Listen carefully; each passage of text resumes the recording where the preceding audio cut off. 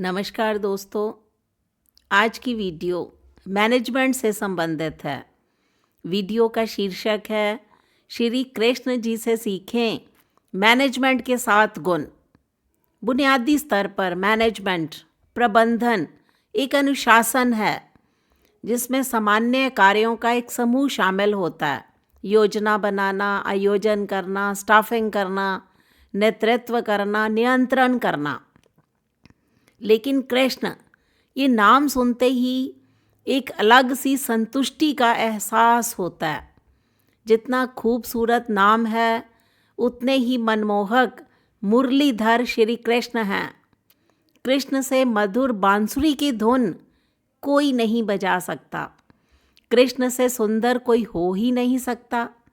कृष्ण संपूर्ण हैं, असाधारण हैं, अनंत हैं। विष्णु के अवतार के रूप में जन्म लेने वाले कृष्ण, उन्होंने जीवन काल में बहुत सी भूमिकाएं निभाई। कृष्ण का हर रूप अपने आप में खास है। वे माता यशोदा के नटखट बालक बने, राधा से बेइंतहा प्रेम करने वाले प्रेमी बने, गोपियों के कृष्ण थे, ग्वालों के कान्हा थे। वे अपने मामा कंस का वध करने वाले कृष्ण भी थे। कुरुक्षेत्र के युद्ध में उन्होंने महत्वपूर्ण भूमिका नीतिकार कृष्ण के रूप में निभाई। तो दोस्तों, श्री कृष्ण जी से सीखें मैनेजमेंट के 7 गुण। वासुदेव कृष्ण ने जितनी भूमिकाओं का निर्वाह किया, उन सभी को ना सिर्फ अच्छी तरह मैनेज किया, प्रबंधित किया, बल्कि हर तरह से न्याय भी करते गए। कृष्ण ने जिस तरह अपने कर्तव्यों को मैनेज किया, यह बात उम्दा स्तर का प्रबंधक घोषित करती है। तो आज हम कृष्ण जी से मैनेजमेंट के 7 गुण सीखेंगे, जिनको अपनाकर आप सफल मैनेजर बन सकते हैं। ये कुछ टिप्स मैं आपके सामने रख रही हूँ, जिसमें से पहली टिप है अधीन कार्य करने वाले लोगों से काम करवाने का सही तरीका। कृष्ण ने बॉस बनकर कभी किसी से काम नहीं करवाया। उनकी बात कभी कोई टाल ही नहीं सकता था। लेकिन खास बात यह है कि ना तो वे तानाशाह थे और ना ही किसी के मैनेजर। उन्होंने हमेशा मित्र और सहयोगी के रूप में काम करवाया। वे हमेशा टीम वर्क में विश्वास करते थे। यह टीम वर्क ही था जिसके जरिए पांडवों को युद्ध में विजय मिली।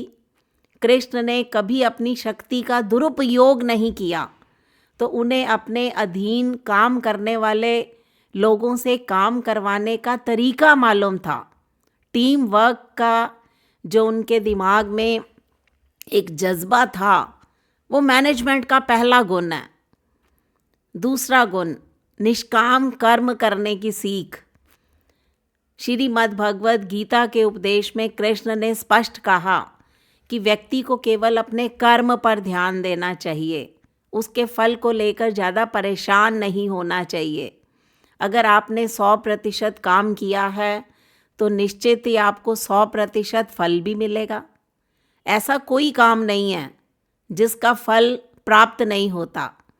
व्यक्ति को हमेशा यह ध्यान रखना चाहिए कि उसके हाथ में सिर्फ ईमानदारी के साथ कर्म करना है। जो वो करता चले, फल अपने आप उसे अवश्य मिलेगा। क्योंकि मैनेजमेंट की दूसरी सीख यही है कि निष्काम कर्म करने की।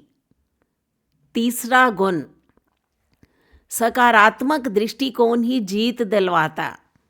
कृष्ण का कोई भी रूप हो, आपने देखा होगा, वे हमेशा पॉजिटिव रहते थे। सकारात्मक विचारधारा के साथ किसी काम की शुरुआत करते थे।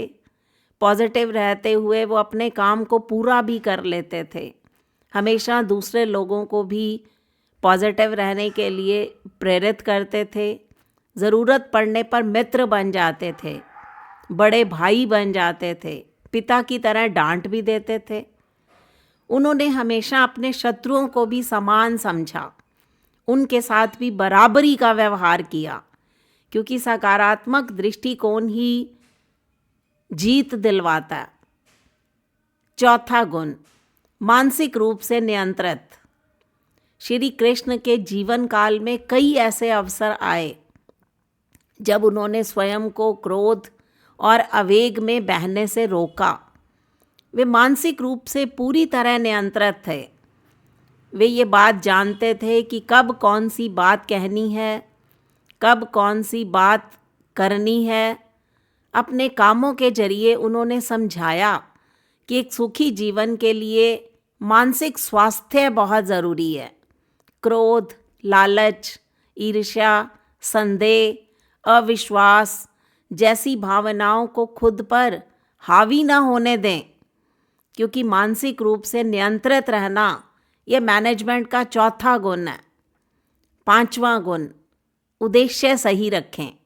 अगर आप एक सफल प्रबंधक या मैनेजर साबित होना चाहते हैं तो आपको सबसे पहले ये बात ध्यान रखनी चाहिए कि आपका उद्देश्य सही होना चाहिए। कहा जाता है कि सीधे रास्ते पर चलने से उद्देश्य आसानी से हासिल हो जाता है। जब आपके विरोधी ज़्यादा सक्रिय हों तब भी आपको धर्म का मार्ग नहीं छोड़ना चाहिए, जैसे कृष्ण जी ने नहीं छोड़ा। तो अपने उद्देश्य को स्पष्ट भाव से अपने पास रखिए। छठा गुण, संकट के समय ही होती है असली परीक्षा। जब संकट का समय आता है तब व्यक्ति के असली हुनर की पहचान होती है। संकट चाहे आपके ऊपर आया हो, संस्था के ऊपर आया हो, आपको बस डट कर उस संकट का सामना करना है, मुकाबला करना है। यह वही समय है जब आपकी असली काबिलियत निखरती है। आप अपने आप को पहचानते हैं। जब कोई संकट हो तो उस समय पलायन नहीं करना चाहिए।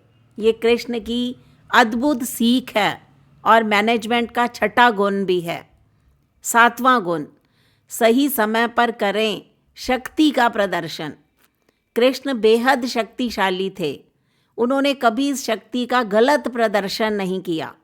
उम्र और ओहदे में जो भी उनसे बड़े थे उनका सदैव सम्मान किया, उनका सत्कार किया।